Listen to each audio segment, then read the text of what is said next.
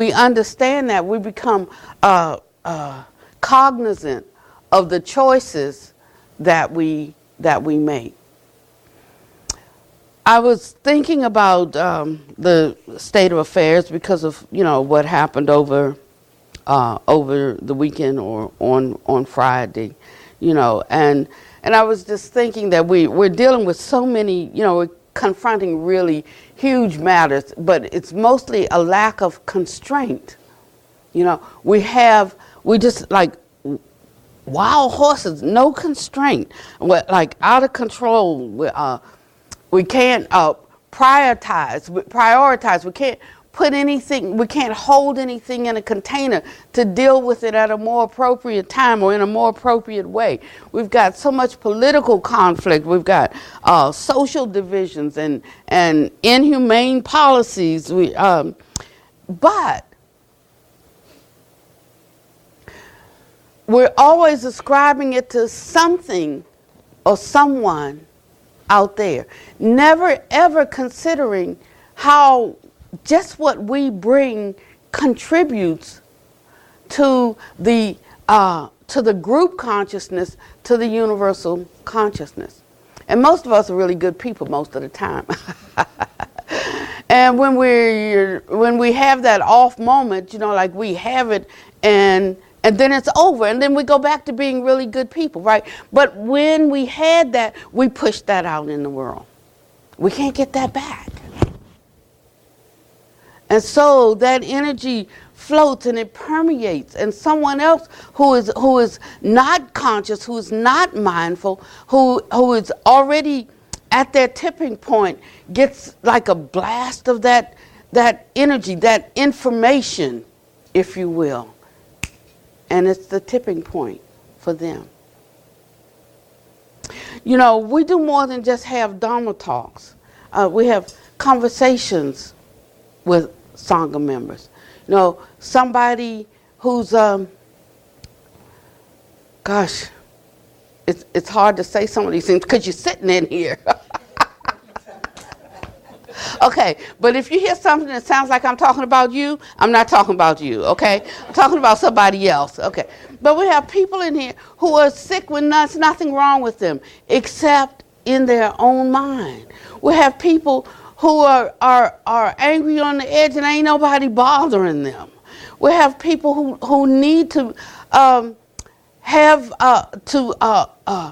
gather themselves up because they're going through a tough time, and they would rather just lay there and wallow in their pity. These are the moment by moment situations and decisions and choices and habits that I'm talking about right here. I wanted us to sing that song because we're talking about may the long time sun shine upon you. That's out here. All love surround you. That's out here. And the pure light within you is what really guides you. You see? So we have to find the pure light that's in us. That's the Buddha told us, be an island unto yourself. It doesn't mean that we don't take advice for others. It doesn't mean that we don't seek out advice and hear it and try to walk in it. But it does not negate our responsibility for the choices that we make in the moment. In the moment. What's the moment? The moment is the moment when we're heading in the wrong direction. When we're heading into that space that is self-deprecating. When we're heading into that space that says, I'm not good enough, I'm not valuable. When we're heading into that space that says, you're not good enough, you're not valuable. When we're heading into that space that we see more wrong than right. And I think anytime we can take a breath, we're on the right side. We're on more right than wrong. But being able to condition one's mind in that moment when we're heading to the dark side, in that moment when we're feeling overcome, or when we're in that moment when we're going where we always go that always makes us feel bad, in that moment, what will you do? I mean, that's 90% of the practice. So it was so wonderful to have Master here. And somebody said, well, I didn't remember Master being that bright. And I was like, hard times. hard times will either like just completely bowl you over, or they will encourage you and arouse you to go deep inside and find the light that's within you. That's it. This is not a doctrine of reliance on somebody else's completed work. It's like we got to complete our own.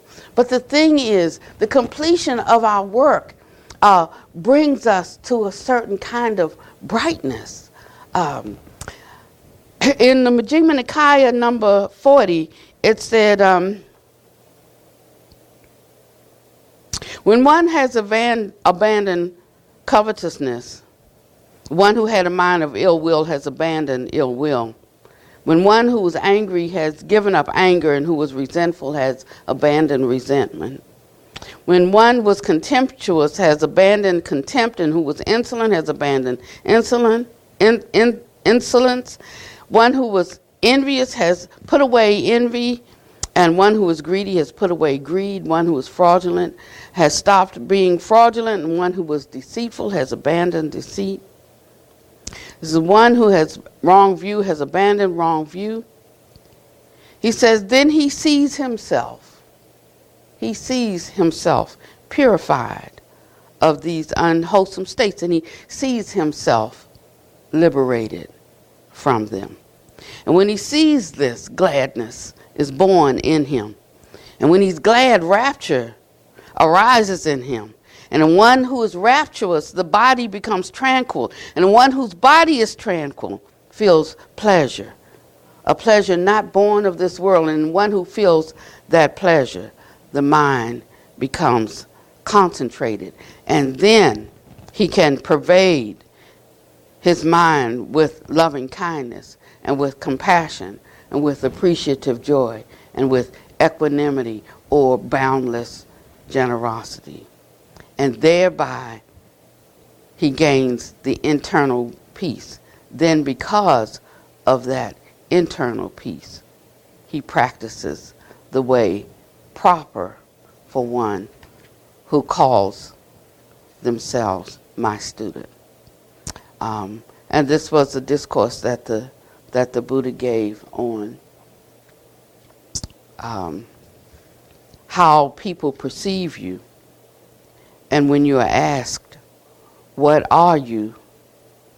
And you claim that you are a practitioner of Gautama's way, he said, this is the mind that should be in you. So it's one thing to hear the Dharma. It's something else entirely to practice until one becomes the Dharma. So I could define Dharma in one context as methods or ways to peace, internal peace. And I could also define Dharma as the state or nature of being awake. And sometimes we think about, like enlightenment. But suppose we just thought about enlightenment in the beginning as just to lighten up. How about we just start right there? We're trying to get these big, heavy concepts about no self, non-self, emptiness, all of these kinds of things. But it doesn't start right there. That's like trying to write a book before you learn your ABCs. Why don't we just start with ABCs, putting a few words together, stringing along a phrase. We have a sentence, we make some paragraphs, and then we write the book. And it becomes easy to do it if you do it in that way. It also almost becomes effortless if you do it that way. I mean, the words just start tumbling out. But without the track or the training upon which to move, we can maybe even see the end goal, but we can't find the road to get there. And so I was so happy this past week when Master was here, because she kept talking again and again about conduct. And in Sutta number 6, or maybe it's Sutta number 8, he talks about meditation, and he talks about the conceit I, and overcoming our I-ness. And he says, you call sitting in meditation a pleasant you call that practice. He said, but I don't call that practice. I call that a pleasant abiding here and now. I don't care if you're actually having a pleasant abiding while you're sitting, you know. He said, but what I call practice is effacement, the rubbing out of self. It's Sutta number 8. It's the rubbing out of self. And when does that occur, the rubbing out of self? We sit in meditation and try to rub out self. You know, but what we do is we go to the dumb side. I mean, it means that we're sitting there and like dropping off, and nothing's on our mind. We're like just like a dead doorknob, like nothing there. But that's not it. It is when you can be there and everything can be there, and you're not engaged or attached to any of it. It's not like anything goes away. It's just that you're not all involved in it. You're not all caught by it. But everything is still there. You're just not all entangled with it. But he said the only way that you can do that, like when people come in there, first thing, well, I want to know how to meditate. I want to know how to meditate. But I think we must be the only meditation center that rarely teaches meditation. And it's because there is a precursor to that. There is something that allows that to arise effortlessly. We got it wrong in the West. You know, when they would go to the Eastern temples, and you know the monks, they just tell them go out and meditate. But they were out there in the jungles and for like a month, 2 months, 3 months, 6 months, and after a while, everything fell off. All of their anxieties, all their fears, all their worries, all their engagements, all with worldly things, like kind of fell away. And then we think, wow, this is like magical, like something's happening here. But it was just that they had stepped away from all of that, and they did it for months. You can't get this in a weekend. You can't get it in a 4-hour workshop. You can't get it, it's going to take, unless you're donning your robes and you're going off for 6 months or for a year or for 2 or 3 years, you're going to have a method that's suitable for your lifestyle. And that's why the Buddha gave one.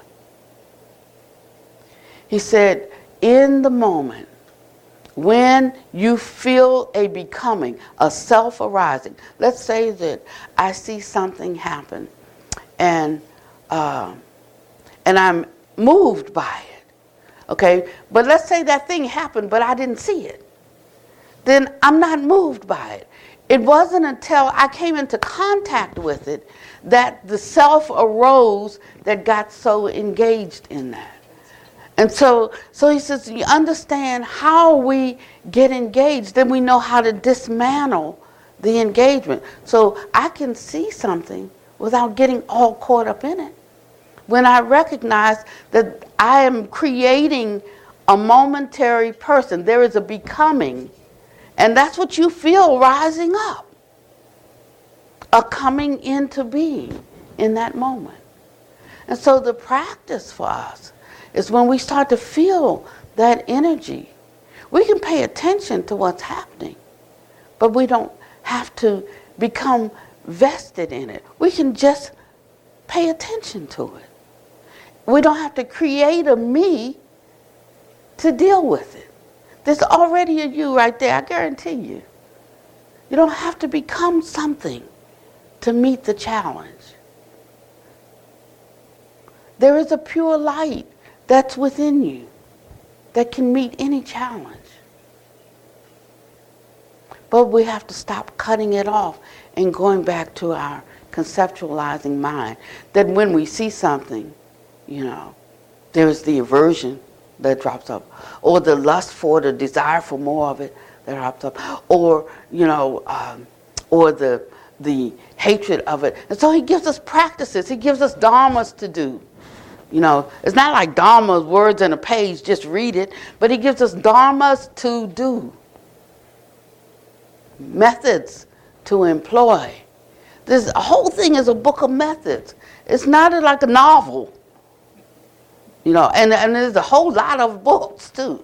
Just about anyone. How many has bought one Buddhist book that's not a contemporary book by a contemporary teacher? Who's bought one book that has okay. How many have read that book? How many read the book? Okay. I rest my case. So, like if we're putting 3% effort in, we know we're going to get 3% results. That's a no-brainer. If we put in 90% effort, we'll get a 90% result. It's just a matter of how confused are you, how much are you suffering. If you're not that confused, then you're okay. If you're not suffering that much, then you'd probably be interested because you know that there's even somewhere else to go. There is, we have, transformation. It's not, we think that what it's going to take to fix this country. No, we got to start from the top down. But we can't rely on the top and down. It has to be from the inside out. And we have to start right in our own neck of the woods, right in our own household. We have to start right inside of ourselves. So right now I can think about 2 or 3 or 4 things that I could give some attention to, that I could ponder that the next time this comes up, the next time this situation comes up, what's my go-to for that? And how has that been working for me? Matter of fact, don't think of 3 or 4, just think of one. One thing that comes up for you repeatedly in your life. Just start with one. One obstacle you can't seem to overcome. Just start with one. But you know that it's hurting you. You know that it confuses you. You know that it troubles you. You know that it hurts others, confuses others, troubles others. You know that after you react or respond in that way, that there's going to be hell to pay. You know that it's going to take some fixing. I remember my husband said one time, he did something and I lit into him. And he said, I was going to fix it. You didn't give me time. You didn't give me time to fix it. And then I was really upset, because he thought he could do whatever he did, and then in his own time, like come and try to coax me and get me back on his good side, or get back on my good side, but at his leisure, whenever he felt like it, but I listened to the mentality of that, Yeah, I know I said that, but I was going to fix it. You didn't give me enough time. I'm like, you're working this from the wrong end. But a lot of times we do that. Even when it's rising up, we know that there's going to be a penalty. Ding, ding, ding, it's going to be a penalty. But we're like, it's okay, I'll fix it out later. Right now, I just want to go with this. And right there is where we have to resist that habitual tendency because, it's not, we call it a habitual tendency and we think that means that we automatically do it, but we're not automatically doing it. Right in that moment, we know we have a choice. We're making one. We're making the choice to go with this right now. Because we noticed it when it was arising. And we made a conscious choice to go with our response. So yes, on one hand, it is a habitual tendency. But on the other hand, it is an absolute choice.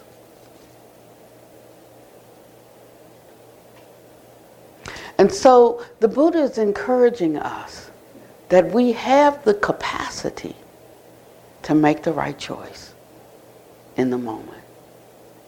And the only thing that interferes with that, the only thing that hinders that, the only thing that stops that is when this sense of an individual I begins to arise, and we feel the power of that. But if we stayed unattached to the thought that's arising, it's not my thought, it's just a thought arising. And look at it and say, I see that thought. And if it's a thought that we know doesn't even make sense, why do we keep agreeing with it?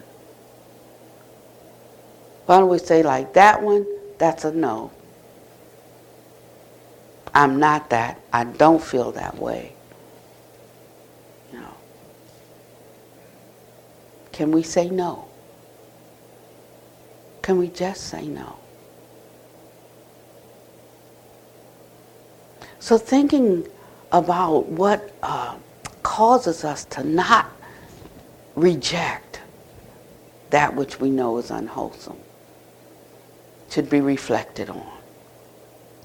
Even misery loves company. It's better than being totally alone, you know.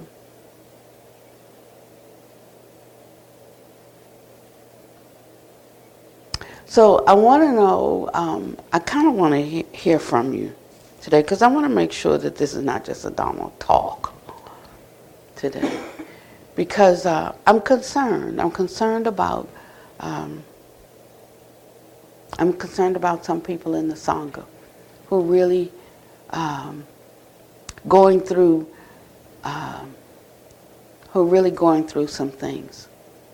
And I was talking with Pannavati, and I said, Pannavati, we must not be good teachers. He said, then the Dharma must not be good Dharma either. You know, because all we do is share the Dharma. You know. He says, but it's up to each individual what they will do with that. And you have to know the right time to do something with it. It's not when we're sitting here in the chair, in the seat, hearing a talk, and we're nodding and agreeing. It's when we're going through our day, encountering different things. It's when thoughts arise in our mind that we know are not fruitful or beneficial or helpful or useful. Right in that moment, do we know what to do? He said, what is the opposite of hatred? Non-hatred. He didn't say the opposite is love because he didn't want us to be confused. Like whatever thought you're thinking right now that you ascribe or you name or you recognize as a hating thought, what's the opposite of that? Think that. If you're thinking that somebody's trying to take from you, and like you're not going to just let them take, what's the opposite thought that could arise for you in that situation? Think that thought. When you're inclined to say no, say yes. When you're inclined to say yes, say, I'm sorry, I can't do that. If we would like practice the opposite in the moment, then we could turn around. I see that hand. We could turn around that habitual tendency and we can create balance. First, you know, we think like we turn it around and we create a new tendency. But you don't have to have a tendency, you don't have to have a tendency for or against. That's what he calls the middle way. We don't have to be for or against anything. We can just see it all as it is. What would life be like if we reduced our preferences so that we could just be okay with whatever is arising? We can go with it or not go with it, but we don't have to conjure up any kind of any kind of energy, any kind of aversion, or any kind of craving. We can just be with it. How much different life would be. When I was young, I was a total drama queen, because I thought the more you fight, the better the lovemaking was. And so I did I was fighting with my boyfriends all the time. I mean, I honestly did. I honestly did think that way. I mean, maybe I wouldn't have worded it that way then, you know. But makeup was always nice.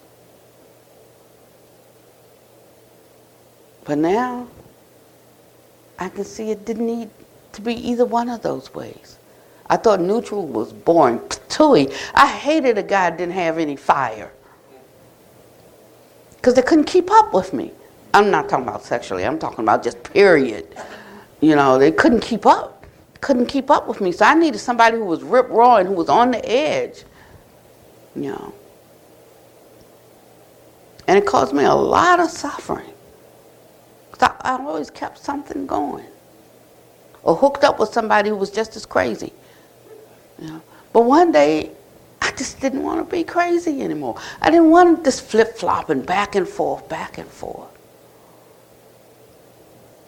So I say to you that there is a method, but methods have to be employed. Yeah? And they have to be employed in the moment. Keep remembering your thought, Roland. Have to be employed in the moment.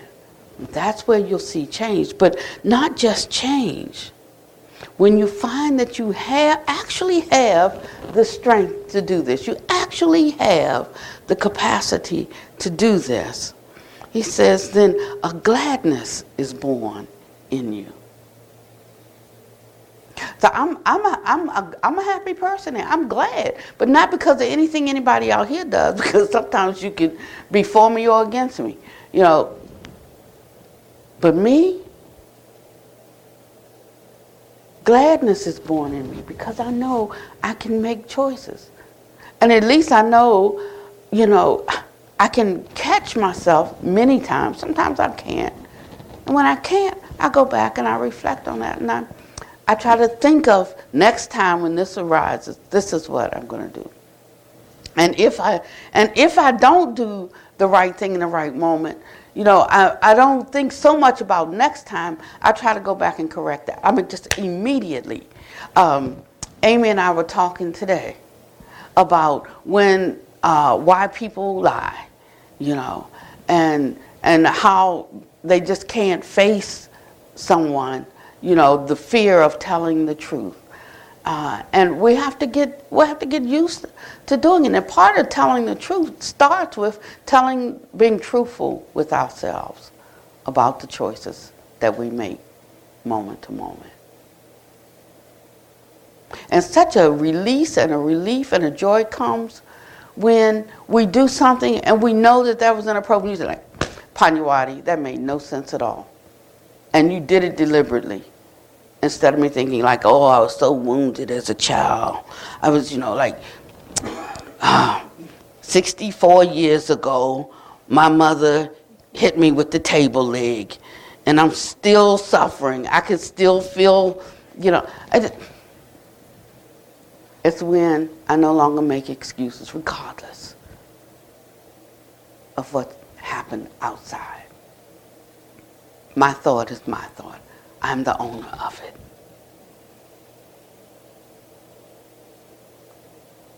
And so I'm asking you this week.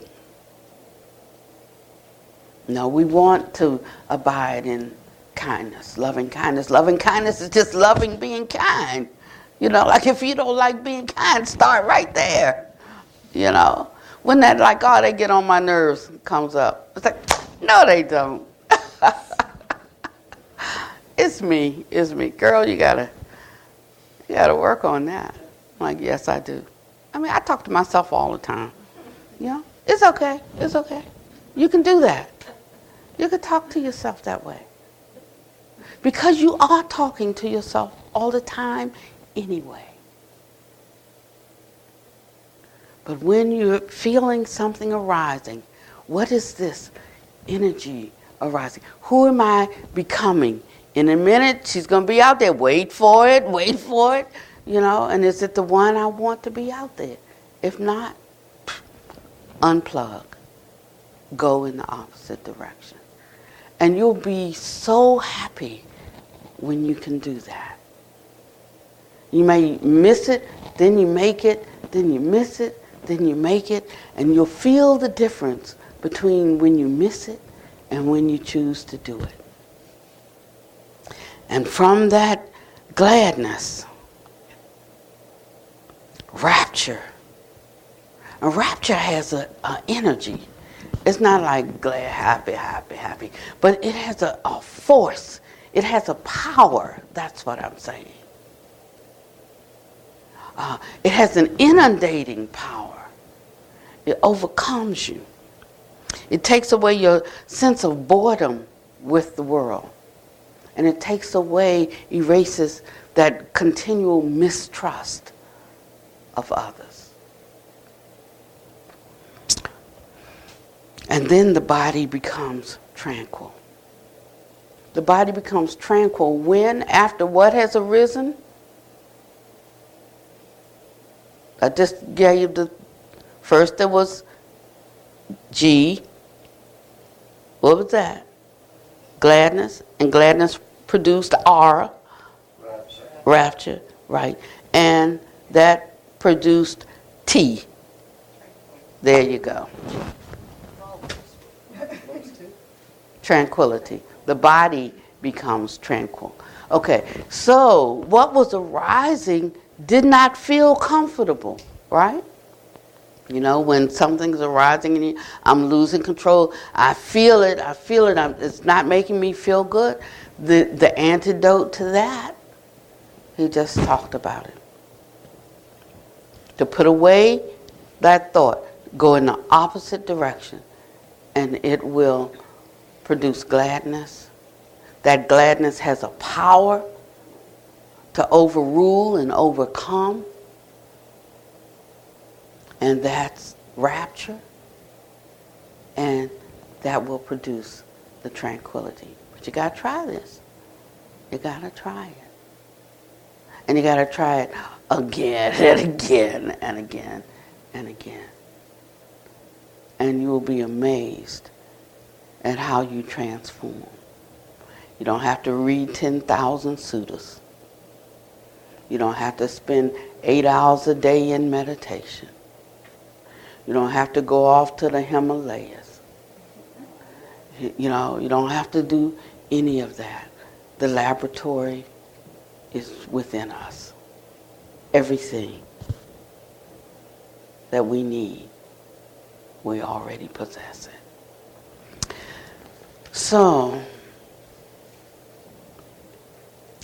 really, that's all I wanted to talk about today. Because I'd like to see, you know what gives a parent the most joy is when they see their child growing up and making choices and doing for themselves, you know. It's when they're teenager, even though, you know, when they're teenager can think and work out a problem for themselves. When, and I remember when I left home, my mother didn't want me to, well, my father didn't want me to leave. And I don't guess my mother, she didn't want me to either. But, because then that's one less person for her to take things out on, you know. So she wanted me to be there too. Yeah, with the table leg. But I remember when I got my own place, it felt so good. I could do anything I wanted in my own place. I painted all the walls black. You know, I mean, those in the 60s, we did that kind of thing. You know, I painted all the walls black and, you know, had like this strobe light going to keep me in altered states of consciousness. I could eat anything I wanted, whatever I could afford to buy junk food all day long. You know, I could do whatever I wanted to do in my place. Now, in my mother's house, that was different. I had to go by her rules. And so, but I still loved having my own place. And I made mistakes. I made lots of mistakes. But I learned, from those mistakes. I learned what to do. I learned what not to do. And that's how we grow. So don't be afraid to try something different.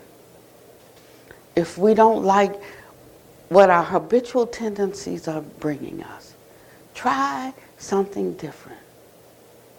For one person, it might be low self-esteem, continual thoughts about how I'm not worthy.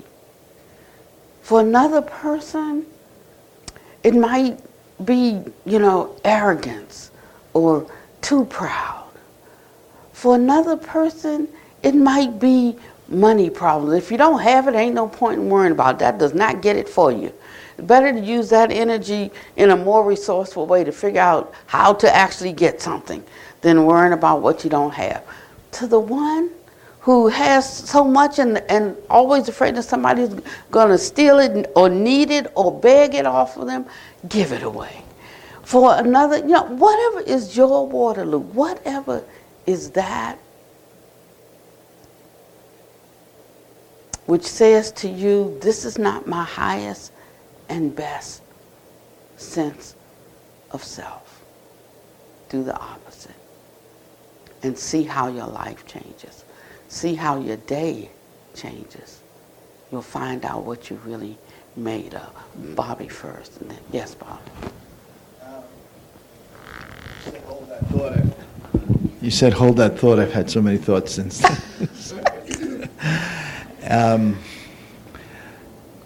Yeah, the drama queen thing, when you said that, I've always been attracted to that kind of woman. Maybe that's why I like you so much. And it's been a problem for me, But that is something that I can honestly say I've outgrown, that I'm able to see when they are bringing to the table some sort of misconceptions where they're blaming other people. Like a woman I talked to recently was,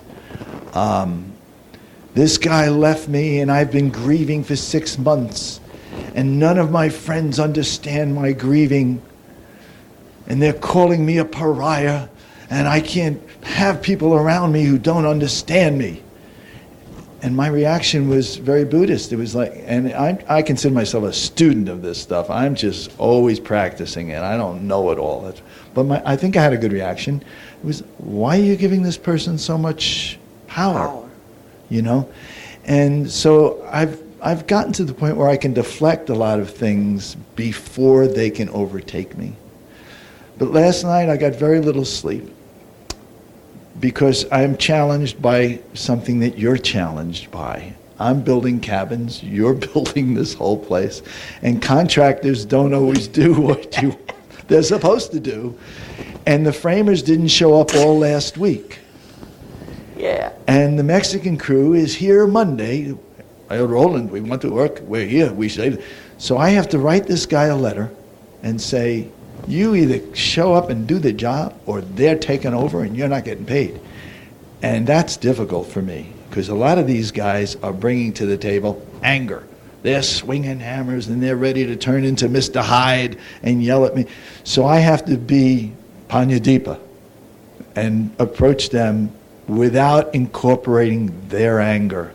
And I just think that I think the point I was trying to make is there's so many people with outside forces that are constantly imposing on us that you almost have to spot the black energy and take a breath and say, I'm not going to get sucked into that. But yet I lost 3 hours sleep last night over that, and that's my weakness. I wasn't able to shut it out. Well, you should have been with us the last 3 years. You would have learned how to deal with that. Because Amy and I laugh over this every day, So what's the secret? How do you deal with it? I mean, I know, look, I honor you because I told you in the grocery store the other day, you have that peaceful joy and smile all the time that I've been trying to because achieve. I laugh when I feel like cursing them out. That's how I deal. Okay. No, that's really, I do. That's how I deal with it. Somebody tells me like, I'll be here or I'm here and I'm working, I'm going to run to the Lowe's and I'll be right back, and he comes back tomorrow, and it says, oh, I got a whole lot done yesterday. Like, you liar. No, I was here. You never came back. And he said, oh, but I mean, like, if you know what the deal is, you know what the deal is. But just yesterday, a contractor was talking to me, and he said, Pannavati, I just want to thank you because you have really helped me. I've been trying not to be such a conniver and so forth, and you have really helped me with that. But I help him by laughing. I say, no, that's not true. I said, but nevertheless, can you do it now? Something like that, instead of like just going off on them. Because I mean, like, I've had 100, that might be an exaggeration, but it's just slight, 100 contractors, like they're all the same. So it's no point, kick out one, you get another one, works good for a week, and then it's the same thing. I understand that this is how it is, and so you just decide what you can work with. You count up the cost, what it means with or without them, and then you handle your day, and you get through it. You really do. You get through it, but you get through it with some personal dignity, and it lightens the sense of offense. And after a while, it just becomes one more thing in the course of the day that's going to be good or not good. I mean, all day long you're going to have this. Something's good and something's not good. Something you like, something you don't like. Something you want, something you don't want. I mean, that's life. So we're just learning how to live life and to be with the vicissitudes. It's like going to the theme park. They got the scary house, and everybody, oh, I want to go in a haunted house. They have the roller coaster, flips your stomach all and makes you all upset. We're like, I get on the roller coaster. But if you go to a theme park, that's what they got there. In Samsara, that's what we got here. And if we don't want this, then we need to do what we need to do. Not come back to this kind of world, because that's what's here. It's not going to ever be any different in this realm. Now that gets into something different, though, about what the mind creates and how our reality is created, And so basically what we're doing is we're changing our reality, right? Moment by moment. By how we think.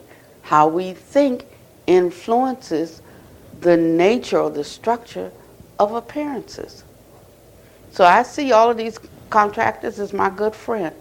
I see myself as their great helper, and I treat them with that kind of mind, and it helps me get through the day when they do good and when they don't do good. Yeah.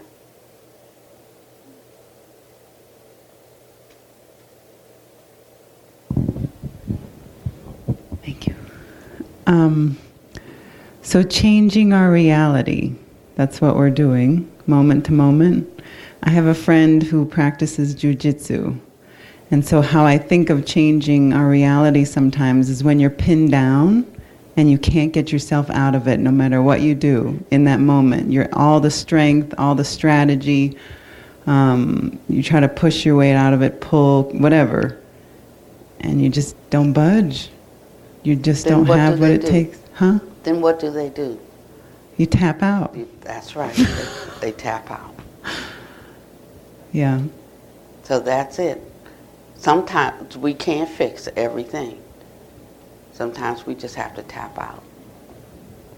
That tapping out is the surrender to the moment. That tapping out is the fading away, the giving up of the I. And it's in that tapping out that we find our release. Yeah.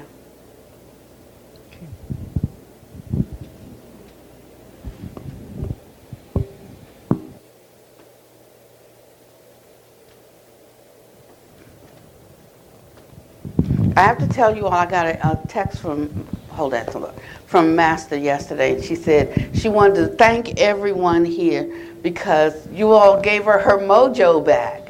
She was tired.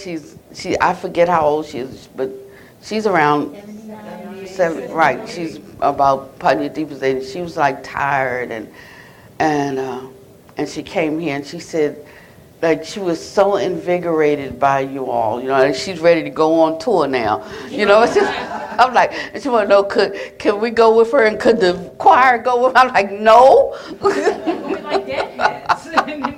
I'm like, no. She said, I just want you all to know I got my mojo back. So it was really wonderful. It was lovely. So working through, I'm finding that the cultivation practice that we started on has been extremely helpful, and I find that each one of the, I call them bullets, 7 branches, whatever, I call them bullets, is a practice in itself. And the one thing I discovered this week was self and others are equal. Sounds simple. In my mind, I think I consider myself that way, very fair-minded. So I happened to be at the gym Wednesday, and outwardly I appear pretty fair and benign, but in my mind, who's on the machine that I'm looking to get to, and sitting there talking to the trainer that's working with them about something that has to do with something outside. And this particular guy, I hear him talking about the same thing all the time, and she's listening like a counselor. And meanwhile, I got to get that at the machine, right? Because I work and I got to get back. And so in my mind, I'm really not that nice, I find. I mean, literally. So I'm judging everything and everyone as I'm going through the gym the whole time. So self and others are equal. And I'm like, well, it starts in the mind. And many of the things you're talking about that we see people do outwardly, it all started here. So I've got a lot of work to do. I realize, and it's all in the mind. So the 3 karmas, the mind, the body, and the speech, right, starts in the mind. Mind is chief, and that was my big realization this week. So lots of work to do, but finding that... But isn't it exciting when you discover something like that? That's the thing. It's so encouraging. It's because we're not perplexed. Then, we can like really see clearly. That's what waking up is. Like, we can really see clearly. And it's not like seeing clearly what you're doing. It's me seeing clearly where I am, in my own heart and in my own mind, moment to moment. Yeah. And when one's mind is clear, when one's heart, is when one's heart is kind, when it's generous, when it's vast, one knows that it is. I think it's not like I hope it is, I think it is. Can I find out if it is in this book? One knows. And to get to that place where you know yourself like that is the dispelling of confusion right after. I just want to say quickly, you say kindness, and that was the answer you said to me, be kind to the contractor. I like my contractors, and him too, like the guys in the gym. Yeah. You see them in kindness. Yeah. I just, thank you. That was the answer I was looking for, and I just heard it on his question. Yes. So, yeah, I just had to throw that in. Wonderful. I agree with that too. And I had today I went into Ingalls, and as I had my cart and I was going around in my head, I was just noticing all the negative things I was thinking, and I said to myself, "This is so great. This is the beginning of change. This is really wonderful." And I'm not doing that through reading so much, but I'm doing it through. For me, it's through listening. And being here in the Sangha, that's my change for me. And the same thing with trying to treat people the way I want to be treated. I keep on putting that in my mind now. So when I have, like, I'm angry or I see something in someone else I don't like, I say that to myself. Would I want to be treated that way? No. So why would I have that thoughts about somebody else? So it's a nice. I'm feeling that change. It's very. Yeah. It's beautiful. It is, isn't it? Yeah. It is, and that's why we're not full of guilt. When we understand what is happening, to actually see it is a wonderful thing. Then the next step is just gradually applying the antidote in that moment. There's nobody to judge you. I'm not judging you. The Buddha's not judging you. The teaching, the truth is not judging you, because the truth is the truth, you know. And so when we notice that, and even when we can't make a change, you keep noticing it long enough, you will make a change. You will try to do something. And even if you fail, like, who knew? It's like, you know, like from the outside, a person can seem like just the sweetest, nicest person. And sometimes a person seems like rough on the edges, but they have the you know, the greatest heart, you know. It's like Pannavati speaks so gently, but he will just leave you to handle your stuff, you know. But I speak harshly, but I will help you with it all I can. And so you can't really tell by that. There's something you just have to know, you know. And we just like go by these surface kinds of impressions. And that's why the Buddha said whatever we see or hear or think, and then of course taste, touch, smell, that's unreliable. It's faulty because that information is coming in through the sense gates. But that light within you, that's the one that shines and lets us know what everything really is. So we have to keep going down to that. And I just want to say, hold on one second. We need to reacquaint ourselves with some words that we've had difficulty with, because they would really be a helper in your life. One word for me is devotion. Now, some people think of devotion as, let's say, like worship. And some people, worship has a very nasty or mean or false connotation. But to me, worship means applying, ascribing worth to. What do you ascribe worth to? You know, who do you ascribe worth to? And if you have the Bodhisattva vow and you're practicing these 7 correspondence, then we should ascribe worth to everyone. And we should ascribe worth to ourselves. So maybe we can change how we think about something. Devotion, and you know, we part of, won't even say what makes us human, because we see it also in animals, the capacity to share ourselves with others, to love others, to be devoted to others. So what's wrong with devotion? I mean, you know, if there's something that went wrong with whatever you call devotion because you weren't really devoted, you were like doing an outside thing, that's for you to take care of. But if you really felt that heart devotion for whatever truth you were learning, or whatever, you know, whatever practices you were doing, whatever ways you were trying to think or act or be, through whatever spiritual traditions you had, you know, the true devotion is the opening of the heart and the melding of the heart with what you hold to be true. And there's nothing wrong with that, you know. But sometimes we throw the baby out with the bathwater and we become cold-hearted. You know, it's like the difference between a technician and a musician. It's a difference in the sound, you know. Whether we become mechanical and efficient, or whether we're really heartful and present, you know. Yeah, last question. So I know really good today. So I know for me, first, one of the things you just said, I recognize that in some people's world, I probably looked, not did. There's a difference between being unattached and detached. And some people, when you kind of just get to that pause button and don't respond or over-respond to everything, people find you extraordinarily detached. I'm like, no, I'm not detached. I'm just not unattached to this one because, I mean, pointless. But I think for me, I recognize that when you were talking about you don't feel you're a good teacher, and Pannavati said that brings a reaction to me of, no, this is dependence arising, not codependence arising, and you need to take what you learn, and everyone's responsible for channeling it into their own lives.